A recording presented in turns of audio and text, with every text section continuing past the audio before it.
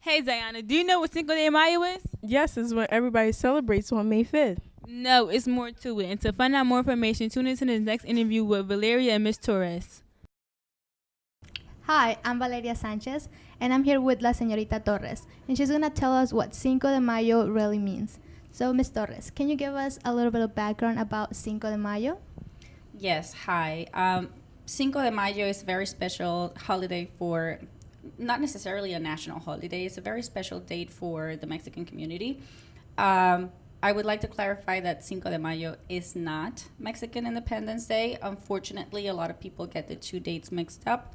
But Cinco de Mayo is really special because it represents the victory of a very small Mexican army against the very huge and very powerful Napoleon III's army.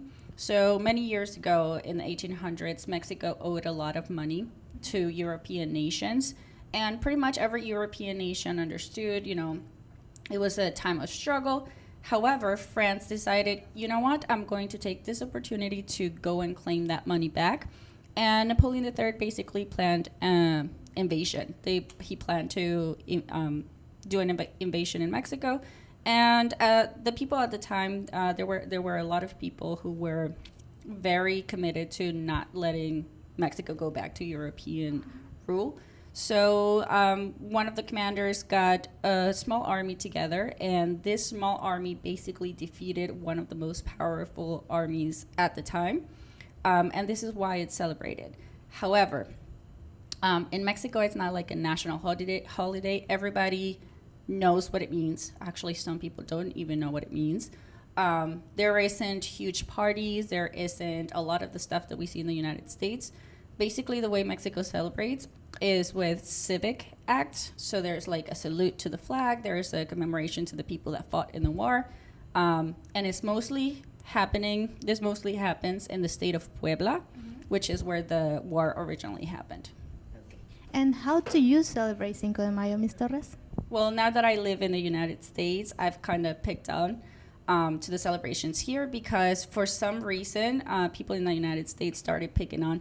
A lot of times Mexicans, when they move to the United States, they try to find like anything and everything possible to think about their land, to think about their food, their music, and that kind of stuff. So it became a huge deal here in the United States. So if you look, pretty much every Mexican restaurant has some kind of special going on. They offer like Mexican food. A lot of places do parties, there's music, and some towns do festivals. I believe, for example, Kennett Square does a big Cinco de Mayo festival. So there's all kinds of things that happen. I have been to that festival many times. This year, I don't really have many plans, but I'm sure there's something happening somewhere, whether it be Norristown or other communities that have a lot of Mexicans. And what do you think about how people celebrate Cinco de Mayo here in America? I think it started, like I said, with the Mexican people just like trying to remember their land in a special kind of way. And then this country picked up on it. And unfortunately, the United States a lot of times like takes a holiday and commercializes it.